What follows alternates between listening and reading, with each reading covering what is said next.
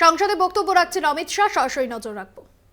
ऐतिहासिक सदन में करीब करीब 150 साल पुराने 3 कानून जो हमारी क्रिमिनल जस्टिस सिस्टम, आपराधिक न्याय प्रणाली को गवर्न करते हैं, वो तीनों कानूनों में पहली बार मोदी जी के नेतृत्व में भारतीयता, भारतीय संविधान और भारत की जनता का चिंता करने वाले बहुत आमूलचूर परिवर्तन लेकर मैं आया हूं। माननीय अध्यक्ष जी, इंडियन पिनल कोड, इसकी जगह जो इंडियन पिनल कोड 1860 में बना, उसका उद्देश्य ही दंड देना था, उसका उद्देश्य न्याय देना नहीं था। उसकी जगह भारतीय न्याय संहिता 2023 इस सदन की मान्यता के बाद पूरे देश में अमल में आएगी।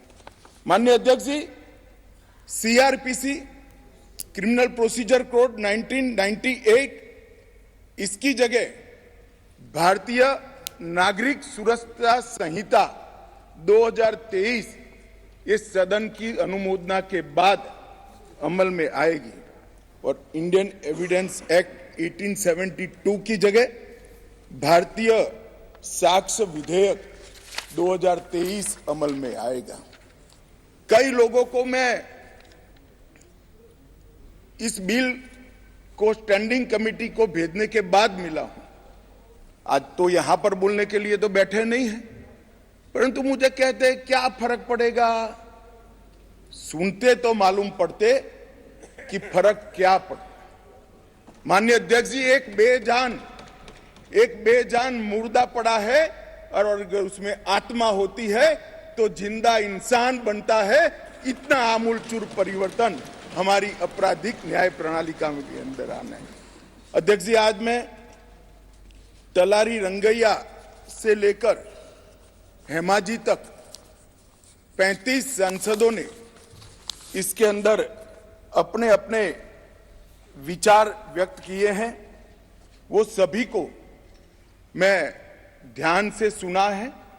ढेर सारी चीजें ज्यादातर किसी के सुझाव बदलाव के लिए नहीं है, कुछ सुझाव बदलाव के लिए भी है, मगर कुछ चीजें जो उठाई गई हैं उसको मैं मानता हूं कि मेरी स्पष्टता के बाद इनकी चिंता से वो मुक्त हो जाएंगे। और कुछ लोग, ओवैसी साहब हो या कोई एक दो और है, जिनकी चिंता ही ऐसी है जो समाप्त नहीं की जानी चाहिए, चिंता उनकी एक कानून से बड़ी है, वो बहुत उचित हुआ। इसलिए ऐसी चिंता का मेरे पास कोई समाधान नहीं है, परंतु स्पष्टता से काफी सारी चीजें क्लियर हो जाएगी और मैं 3 ऑफिशियल अमेंडमेंट लेकर भी आऊंगा जो मैं बाद में बताऊंगा। माननीय अध्यक्ष जी, एक तीनों कानून अंग्रेजों के जमाने से बनाए थे। जैसा मैंने कहा कि 150 साल पुराने कानून है। मोदी जी ने प्रधानमंत्री बनने के बाद गुलामी की मानसिकता और गुलामी के सारे चिन्ह इस देश में से जल्दी मिट जाए और नए आत्मविश्वास के साथ महान भारत की रचना का रास्ता प्रशस्त हो, इस पर आग्रह रखा। उन्होंने लाल किले की प्राचीर से कहा, मान्यवर, उन्होंने कहा कि कॉलोनियल कानूनों से जल्दी इस देश को मुक्ति मिलनी चाहिए और उसी के तहत गृह मंत्रालय ने 2019 से इसमें परिवर्तन लाने के लिए गहन विचार विमर्श चालू किया था। मान्यवर, ये जो कानून थे, ये कानून एक शासक ने, विदेशी शासक ने अपने शासन को बनाए रखने के लिए बनाए हुए कानून थे। एक गुलाम प्रजा को गवर्न करने के लिए बनाए हुए कानून थे और इसकी जगह अब ये जो कानून आ रहे हैं वो हमारी संविधान की मूल 3 चीजें, व्यक्ति की स्वतंत्रता, मानव के अधिकार और सबके साथ समान व्यवहार, ये 3 सिद्धांतों के आधार पर बनाए जा रहे कानून है। ये इसका मूल परिवर्तन है जो कुछ लोग पहचान नहीं पाए। मान्यवर, हमारे यहाँ न्याय की बहुत पुरानी अवधारणा है।